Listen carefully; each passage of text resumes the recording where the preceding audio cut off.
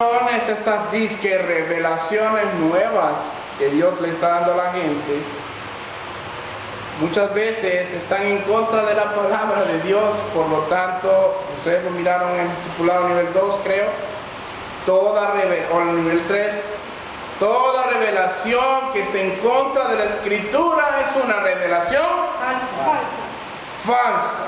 Aunque venga el apóstol, entre comillas, que ya no hay, más ungido, el evangelista más reconocido. Usted sabe que suele haber un problema entre nosotros los latinos. Somos fácilmente impresionables. Miramos por ahí bajar un pastor, un predicador en un carro. Vamos a ver cuál es el carro más caro que conocemos aquí en el paraíso. A ver, una Prado 2015 o 2014. Y de repente miramos que viene todo guajeado, bien pulidito, y viene a soltarse una de estas herejías. Luego viene un pastor más humilde, a veces sencillo, y viene hablando la verdad, y el ser humano, desgraciadamente, mira al exitoso, al que tiene más con ojos de agrado, que de repente el que trae la verdad. Es un error grave en nuestra cultura. Solemos atender más a la voz de aquel que de nuestros ojos aparentemente es más exitoso que aquel que trae la verdad. Pero esa, hermanos, es un obstáculo a la verdad, desvía de la verdad. A usted no le tiene que importar, hermano, si es su amado pastor, si está diciendo una barrabasada, es una barrabasada. Si está diciendo algo malo, confróntelo con la verdad, aunque sea yo se lo digo, ¿verdad? Yo se lo he dicho en el pasado. Y si es otro pastor que usted conozca, en amor, porque con misericordia y verdad se corrige el pecado, dígale, hermano, tal vez usted debe de corregir esta área, porque a veces caen en los errores por cuestiones que no se preparan. Pero hay otros que lo hacen por conveniencia, y estos eran los judaizantes, que ellos querían que se volvieran a las costumbres para que estos tuvieran celo de ellos y guardaran y los siguieran como los prosélitos de ellos y no de Pablo. Dice también el apóstol, decía que cualquiera pues que trata de perturbarles llevará un castigo, quien quiera que sea, hermano. Eso fue lo que dijo. Y como esta es una distracción que no proviene de Dios, ¿sabe por qué es seguro que estas herejías no provienen de Dios? Porque Dios no obstruye el camino de los justos con mentiras. Hemos hablado en esta congregación que una media verdad es una mentira completa. Es una mentira completa. Ahora quiero llevarlo a un salmo para que se aliente su corazón. Salmo 32, del 8 al 11. Es cierto que Dios prueba el camino del justo, pero nunca lo desvía por senda de maldad. Salmo 32, del 8 al 11. Amén.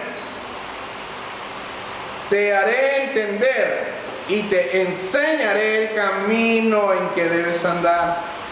Sobre ti fijaré mis ojos. Véame, hay alguien en el versículo que sigue.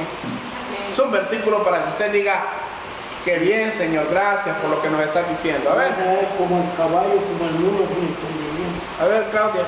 No seáis como el caballo o como el mulo, sin entendimiento, que han de ser sujetados con cabestro y con freno, porque si no, no se acercan a ti.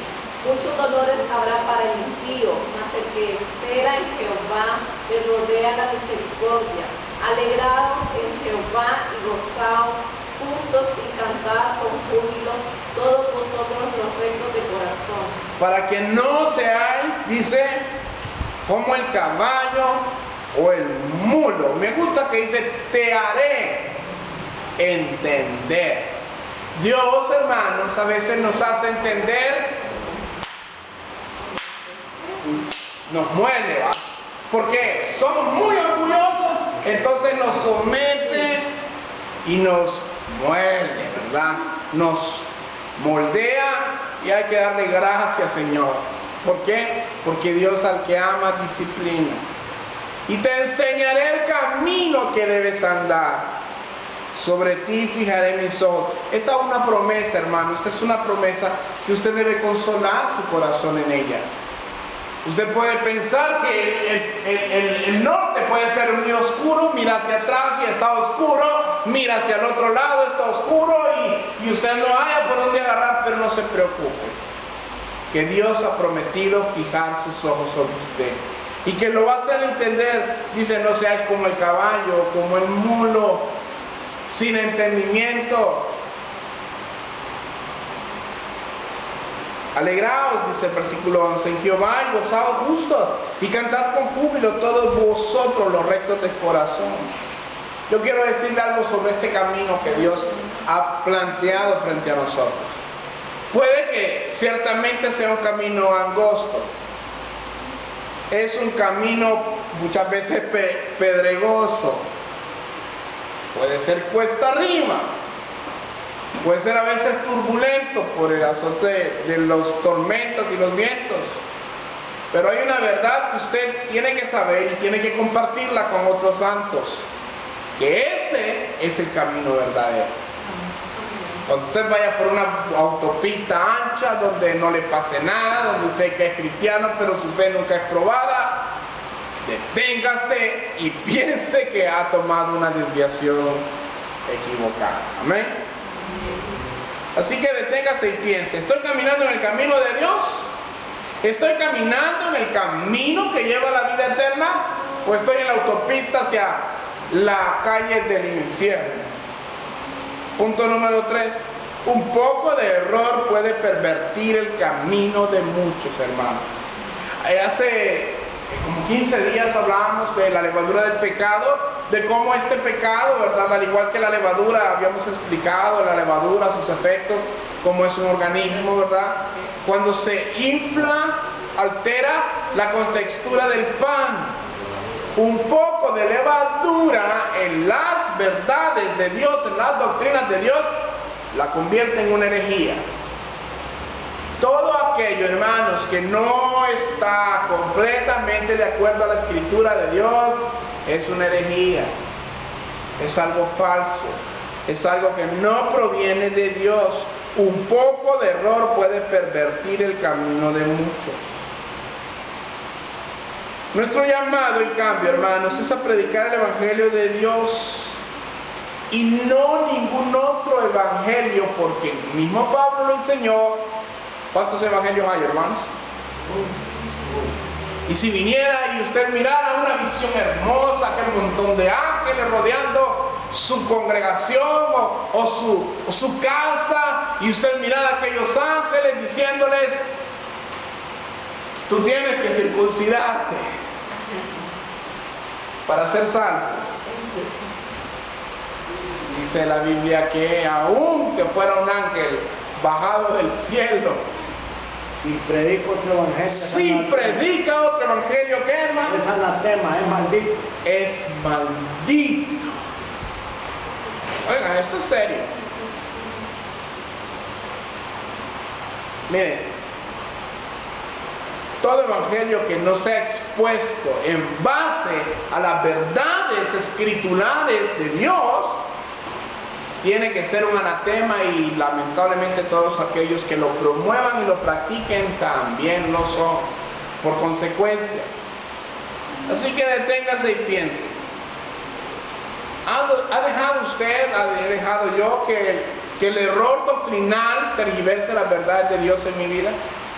Me he dejado llevar por predicadores de repente famosos que tuercen las escrituras a conveniencia. Hay una frase que me gusta de un predicador, un pastor que admiro mucho, ¿verdad? Su ministerio es muy bonito. Él se llama Paul Washer. Él decía, siempre me dice la gente, no juzguéis y para que no te juzguen. Y yo les digo, no tuerza las escrituras para que no seas un hijo del diablo entonces. Y digo yo, esta es la pura verdad. Porque usted sabe que en nuestros tiempos la gente tiene una equivocada idea de lo que es juzgar. Nosotros juzgamos al hombre, juzgamos el mensaje que predica, porque al hombre lo va a juzgar Dios. Nosotros no tenemos autoridad para enviar a alguien al infierno, Dios sí. Pero su mensaje dice mucho de lo que son, ¿verdad? Y eso lo vamos a hablar cuando hablemos de la apostasía en otro momento. Ahora, los gálatas habían recibido la verdad del Evangelio, es más, la habían abrazado, habían creído que la salvación era por fe y que creían que en Jesucristo alcanzaban la vida eterna. Eso había sucedido. Sin embargo, la Biblia dice que un poco de levadura leuda toda la masa. Yo le voy a hacer una pregunta. ¿Sabe usted cuál fue el pecado de los gálatas? Cuando llegaron estos judaizantes hablando de estas cosas. Fue el mismo pecado de Eva en el jardín. Eva escuchó a la serpiente. Y los judaizantes llegaron de repente con buena pompa, venían de Jerusalén o qué sé yo. Bien vestidos, venían en sus camellos 4x4. Llegaron y le dijeron estas cosas atractivas a los gálatas, y estos empezaron a escuchar el mensaje de los judaizantes, y estos habían sido estorbados a causa de un mensaje torcido. Deténgase y piense, hermano. Dice un poco, versículo 9, de levadura leuda, altera toda la masa. Punto número 4. Ojalá se mutilasen los que os perturban. Ojalá se mutilasen los que os perturban.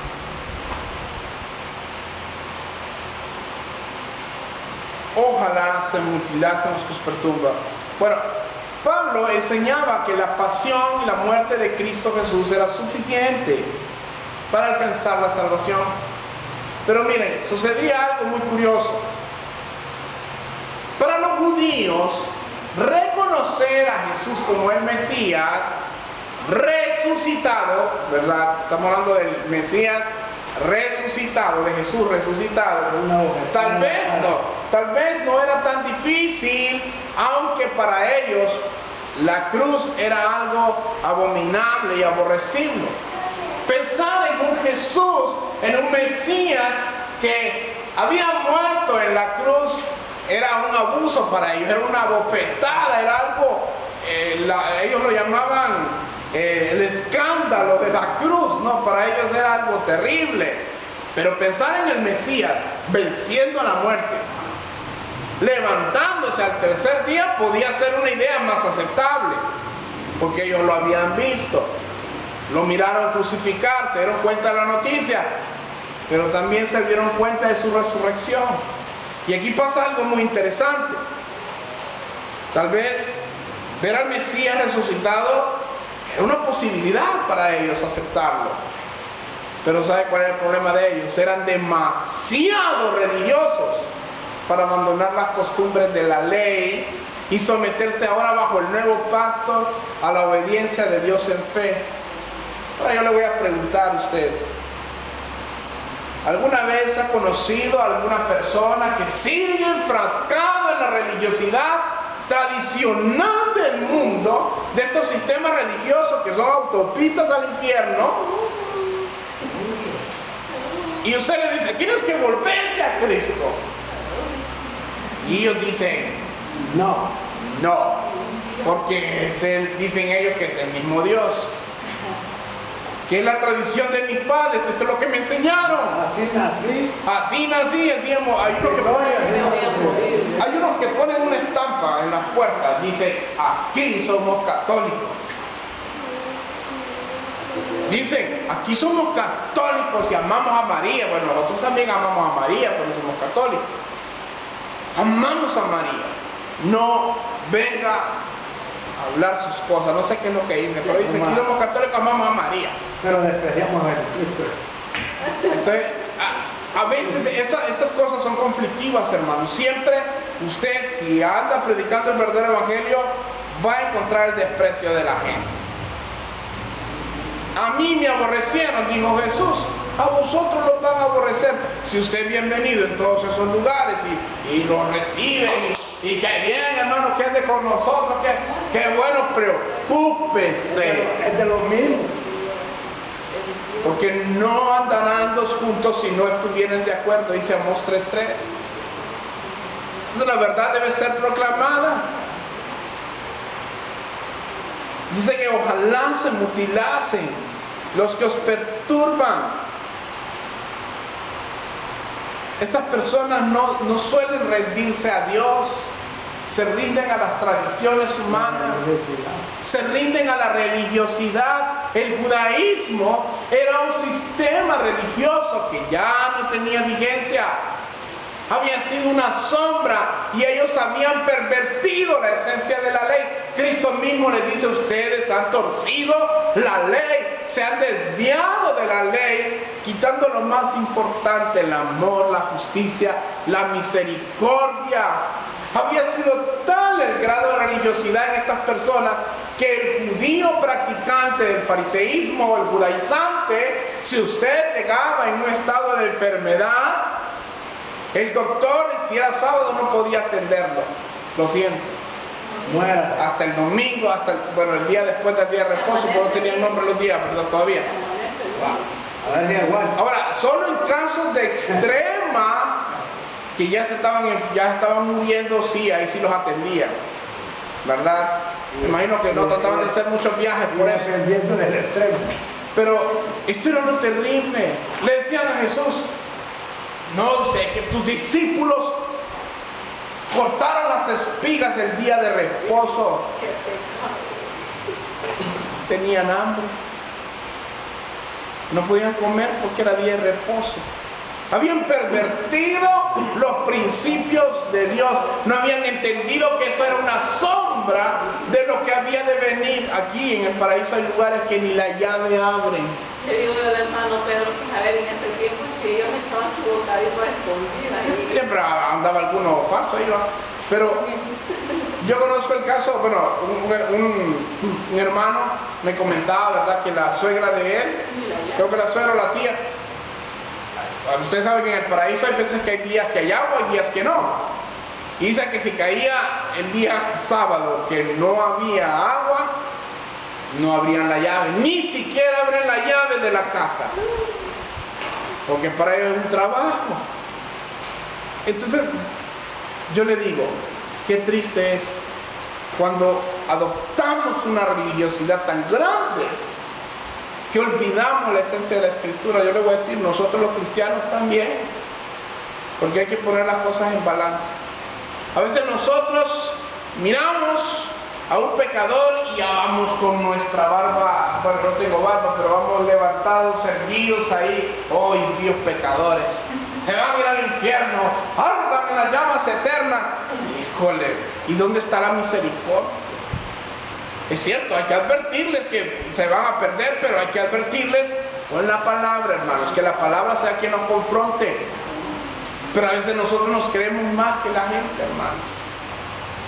Y ese es un problema, esa religiosidad también. Cuando nosotros andamos ahí como que somos los pavos reales. Yo soy el escogido de Dios, yo soy el pueblo de Dios. Todos son un montón de impíos, yo me voy a gozar el día que los mire. Pero hay personas que piensan que cuando uno las exhorta es que uno se cree más que ellos y a veces es correcto. El balance lo tiene que dar siempre la palabra, porque quien nos confronta es la palabra.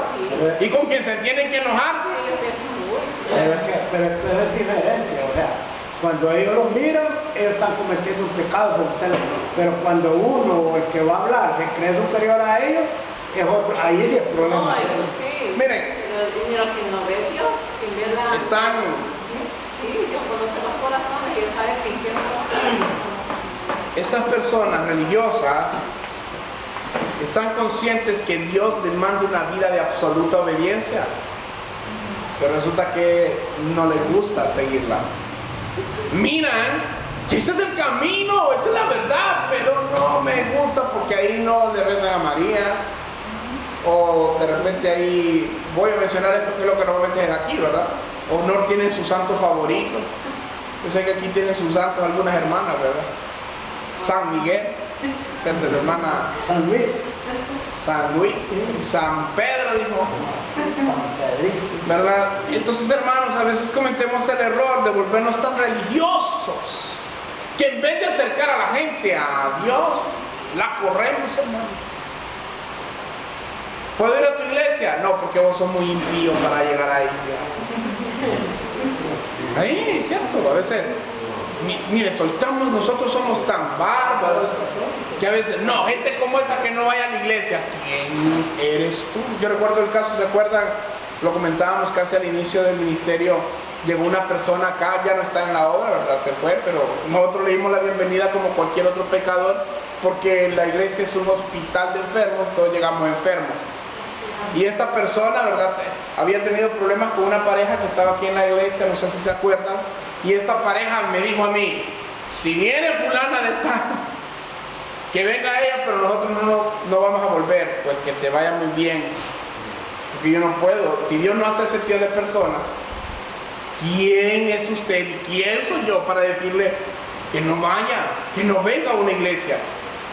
Y bueno, yo les puse la situación a estas personas y les dije, mira, sé que tú vas a venir a la iglesia, pues que Dios te toque, que Dios te transforme, pero a fulano de tal y fulana de tal no van a venir, no te preocupes, igual. Y al final se terminaron llevando hasta bien y ninguno de los tres está aquí, ¿verdad? Dicen que no cumplimos. Después se unieron los padres. Se unieron, ¿verdad? Y se fue. Como dice usted, hermano, que una vez se viene por hombres, no por Cristo. Así es. Era curioso, ¿verdad? Que alguien decía, un pastor le enseñaba que cuando usted me encuentra en una iglesia, en 15 días ya andan los grupos como son. Los mentirosos andan con los mentirosos. Los hipócritas andan con los hipócritas. Siempre se ubica. Siempre. Los chismosos, el grupito, los chismosos. Siempre. Y fue algo tan raro, ¿verdad? Para mí, pues yo era nuevo en el ministerio. Yo no miré que luego ya andaban ahí, hasta venían bromeando y empezaron a soltarse. Y al final, ninguno de los tres se quedó en la obra, ¿verdad? Todos se fueron, cada quien, calabaza, cada quien para su casa. Ahora, hay muchas iglesias que tienen gran resonancia, hermanos, que tienen el error de no tomar posturas claras sobre el Evangelio. Esto es bien triste. Hoy, esta semana leía una noticia, no sé si usted ha escuchado a un ministerio llamado Hillsong United o Hillsong, el que canta aquella canción de tómalo. Hay música muy hermosa, ellos tienen una gran influencia en la juventud, tienen muchas iglesias desde Australia, Inglaterra, Estados Unidos. Pues resulta que en Estados Unidos una de estas iglesias de Hillsong, los pastores no han querido tomar una postura clara porque hay ciertos sectores en Estados Unidos, ciertos estados donde usted le prohíben hablar en contra del homosexualismo. Entonces estas iglesias han temido al hombre antes que a Dios, y cuando los entrevistan y les preguntan, usted puede detectar a los falsos maestros con un poco más de facilidad si usted presta un poco más de atención a lo que dicen.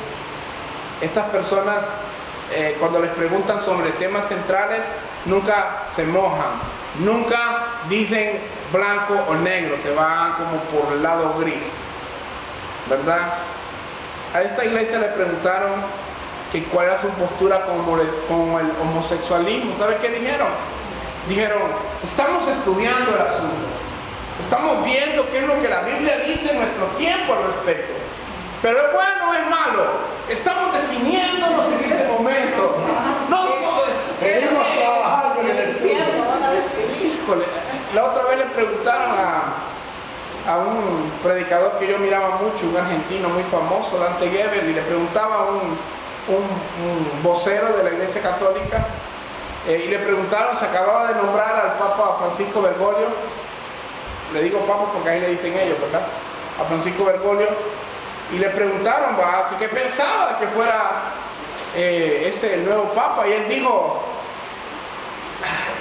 está muy cercano, dice, para ver, dice, yo sé que hay una lectura espiritual, dije, pero no sé, con seguridad, qué tan bueno puede ser. Dice, tenía que decir, ese es un error.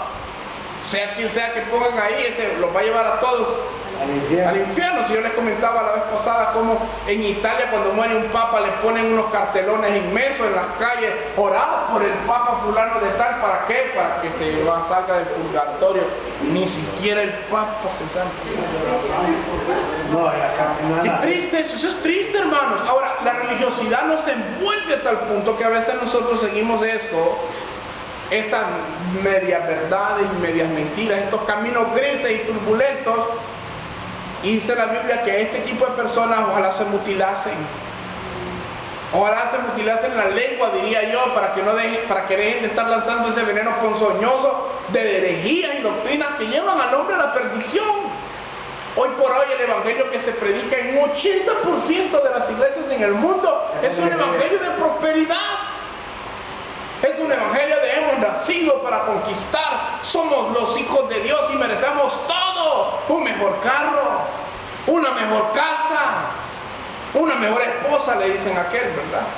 Una mejor cuenta bancaria y una salud indestructible. No sé si es que le ponen el ADN de Superman para que no se enfermen.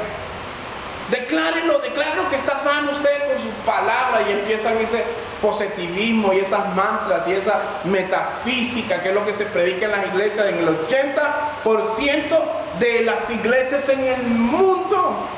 Ahora quiero llevarlo a 2 de Timoteo 4:1 para que vea lo que la Biblia sí enseña. 2 de Timoteo 4:1, ya casi terminamos, hermanos.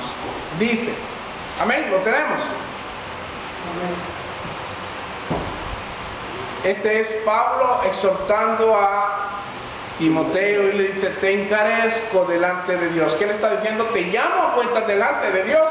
Te lo pido, que juzgará a los vivos y a los muertos en su manifestación y en su reino, que prediques fábulas, que prediques historias, que prediques la palabra, que instes a tiempo y fuera de tiempo, redarguye, reprende, exhorta con toda paciencia y doctrina, porque vendrá el tiempo, hermanos, cuando no sufrirán la sana doctrina. ¿Qué es esto de no sufrirán?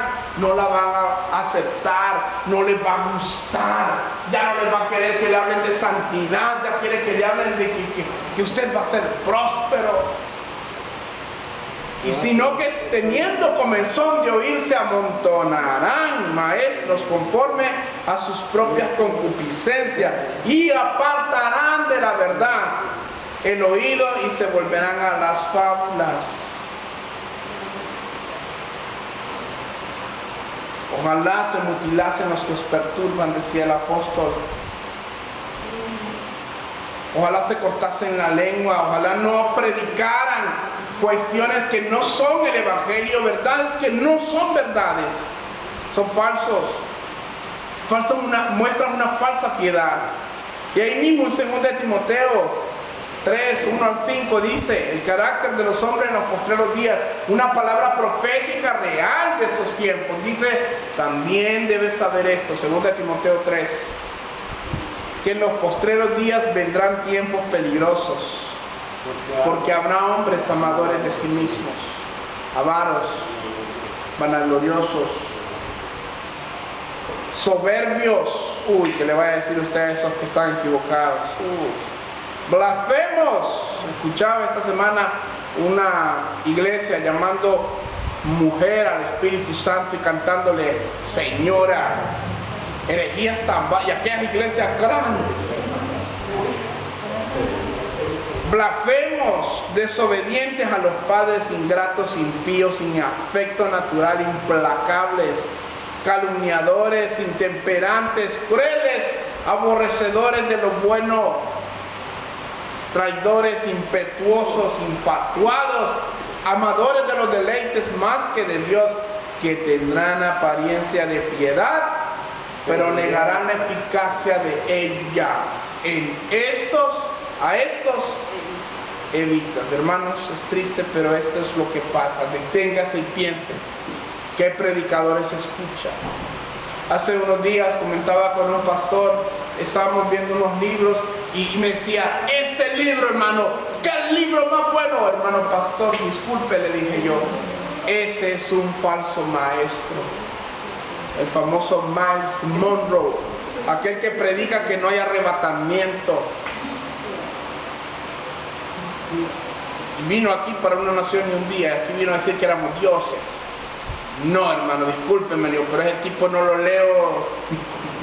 No lo leo, le digo, porque ese tipo es un falso maestro. Y siempre esa palabra, ¿verdad? De que hay que retener lo bueno, hermano, y echar lo malo, ¿verdad? Y a veces puede ser muy peligroso. Tal vez usted tenga la madurez y la sabiduría para manejarlo, pero hay otras personas que no. Y si lo miran leyendo un libro de esos, pueden ser tentados a leerlo y usted servir de instrumento para desviar a algún hermano. Miren, hermanos, el pecado de Eva, ¿cuál fue? ¿Cuál mencionamos? La obediencia. Escucharon a la serpiente. Escuchó a la serpiente. Y nosotros podemos caer en ese error de escuchar Escuchamos a estas serpientes que hablan, que pueden ser, hay serpientes bonitas, hermanos, de diferentes colores, que son pero siguen siendo serpientes. Y hay unas que las más venenosas son las que menos parecen, que son venenosas. Tienen apariencia de cordero, pero son Así es. lobos rapaces. Yo escribí este pensamiento, dice, pero si estás ocupado escuchando a la serpiente, no escucharás la voz de Dios. Si estás ocupado escuchando la voz de la serpiente, no escucharás la voz de Dios. Así que, hermano, deténgase un momento y piense. ¿Está escuchando a estos a quienes Pablo dice que deberían de mutilarse? ¿O está escuchando el mensaje de verdad? ¿Está escuchando lo que Dios le está diciendo a usted en su vida hoy? ¿O está escuchando lo que le conviene? Hay personas que se amontonan, como dijo Pablo, a estos falsos maestros porque tienen comezón de oír que les hablen lo que ellos les predican. Comentaba con otro pastor esta semana y él me comentaba cómo cuando llegó una familia, dice que venían de otra iglesia, ellos y ellos venían pidiendo cargos a la iglesia. Hermano, ¿y por qué nosotros no somos líderes en esta iglesia? Así que le decía, hermano, déjeme preguntarle, dice, ¿y usted de qué servía en la otra iglesia? Yo era pastor de jóvenes, yo era presidenta de damas, yo serví en tal cosa, y no me acuerdo cuál, eran 4 que mencionaron, eran 2 parejas. Ajá, les dice, ¿y cuándo se casaron? No, pastor, nosotros no estamos casados. Híjole. Dice, no, hermanos, aquí no, lo siento, le dice. Es que la Biblia dice que el obispo tiene que ser una persona casada. Dice que aquellos hermanos, dice, ¿qué les pasó, hermanos? ¿Se fueron? No, se quedaron, dice. Gloria a Dios, eran ovejas, le digo yo. Se quedaron y se casaron. Amén. Qué bonito, ¿verdad? Porque cuando el pecado nos confronta y decimos nosotros, esta es la palabra y tengo que obedecerla, porque si no voy a caer en aquellos como los Gálatas que los embrujaron y los acomodaron. Y que el pecado, hermanos, muchas veces se presenta como ese fruto codiciable, como ese fruto codiciable en el jardín del Edén. ¿Se acuerdan? Dice que Eva, no sé cuántas veces pasó Eva sabía dónde estaba el árbol. Ahí se llevó fruto del bien y del mal. Pero dice que, miren, yo no sé, esto no es de naturaleza, yo no sé qué tanto nos afectó en aquel tiempo, ¿va? Pero la naturaleza de nosotros es cuando usted le dice, no toque eso, no toque esto, y usted pasa por acá. Y voltea a ver, y esa es la naturaleza humana, la curiosidad. Dice que Eva miraba el fruto y era codiciable a los ojos. Miraba, sabrá como la sandía, sabrá el melón, sabrá como la manzana. No puedo comer eso. Y vino la serpiente y le dijo lo que ella quería escuchar. ¿Por qué te ha dicho Dios que morirás? No morirás, sino que serán como Él. Tal vez debió haberse detenido y pensado un poco más, pero Adán no estaba ahí tampoco para hacerle contrapeso. Y que fue y lo comió. Pero es admirable que no llega Dios preguntando por Eva en ese momento después del pecado, que es algo hay un misterio aquí, hermanos, que algún día lo vamos a investigar más. Pero no llega Dios preguntando por Eva en ese momento después del pecado, que es algo muy, hay un misterio aquí, hermanos, que algún día lo vamos a investigar más. Pero dice que Pero pasó un tiempo, se comió. Yo no creo que... Y se fue a correr a decirle a no sé cuántos frutos probó, no sé cuántos mordiscos le dio, a cuántas frutas se comió, pero sí, dice que fue y le dijo a Adán: come, mujer, no debíamos comer de este fruto, come. Que no, la serpiente me dijo que no íbamos a morir y yo no me morí. Éntrale pues, dijo aquel, y comiendo. Y cuando el hombre se lo comió, fue que llegó Dios a preguntarle. Dice que sus ojos fueron abiertos y vieron que estaban desnudos. Oiga, yo sabía que estaban desnudos. ¿Por qué creen que sus ojos fueron abiertos? Para que vieran. Porque discernieron que habían pecado contra Dios. Entonces no era porque ya sabían que estaban desnudos, pues si no eran ciegos, pero sus ojos fueron abiertos, se dieron cuenta que estaban delante de Dios, no podían esconderse. Sin embargo lo intentaron. Dice que se habían puesto unas hojas, habían hecho sus ropas de hojas y estaban escondidos. Miren cómo es el pecado. O sea, Dios es un Dios que todo lo ve, es un Dios que en todo lugar puede tener control, pero ellos creían que detrás de un arbusto estaban escondidos de Dios. No sé cuánto tiempo estuvieron escondidos. Y vemos el amor de Dios, y esto es algo maravilloso, aunque muchos no lo puedan ver así. El amor de Dios, de que no permitió, dice que lo sacó del árbol, del jardín del Edén, para que no comieran del fruto de la vida, para que no vivieran eternamente en un estado de pecado, hermanos. Es hermoso la misericordia de Dios. Él los saca y les dice: váyanse, y le da la promesa de la simiente del Mesías ahí, y ahí les da una esperanza. La van a ver difícil, va a ser difícil, pero de ti, mujer, saldrá la simiente que los va a restaurar. Y ahí también él hace un sacrificio de presentación de Cristo, porque ahí que lo le cubrió de pieles. Es todo el símbolo, la sombra de Cristo, que Él dice que les quita. Y el amor de un Padre, de Dios, sus hijos habían pecado, y Él les quita las ropas de hojas y los viste con ropas de piel, simbolizando nuevamente que el inocente cubría el pecado del culpable. Qué lindo, hermanos. No desviemos. Mire, cuando usted piensa en Dios, piensa en sus promesas, piensa en sus advertencias, obedézcalas en amor. No sea de esos que Pablo dice: ojalá te mutilaras. Usted se imagina encontrarse a Pablo y que le diga: oye, ¿tú qué te pasa? Deberías de mutilarte. Uy, qué feo fuera para usted o para mí. Lo que tú estás enseñando es mentira. Lo que tú estás viviendo en tu vida es una mentira. Miren, hermanos, es triste para que un Dios tan santo y tan digno tenga hijos tan indignos, tenga hijos tan que menosprecian los regalos de Dios. Deténgase, hermano, piense un momento. Recuerde la advertencia de Gálatas 6:7, dice: no os engañéis, Dios no puede ser burlado, pues todo lo que el hombre siembra, eso también cosecha. Porque el que siembra para su carne, el que se deleita en el pecado, el que vive en el pecado y nunca se lo entrega a Dios, va a cosechar para su carne tormento eterno. Porque el que siembra para su carne, de la carne segará corrupción, mas el que siembra para el Espíritu, del Espíritu segará vida eterna. Ahora, yo no conozco su vida, ni cuál es su condición con Dios. Solo sé que usted y Dios la conocen. Pero deténgase un momento y piense, porque esta puede ser la última oportunidad que tenga, la última parada antes de ir a un tormento eterno. Pongámonos de pie, vamos a orar.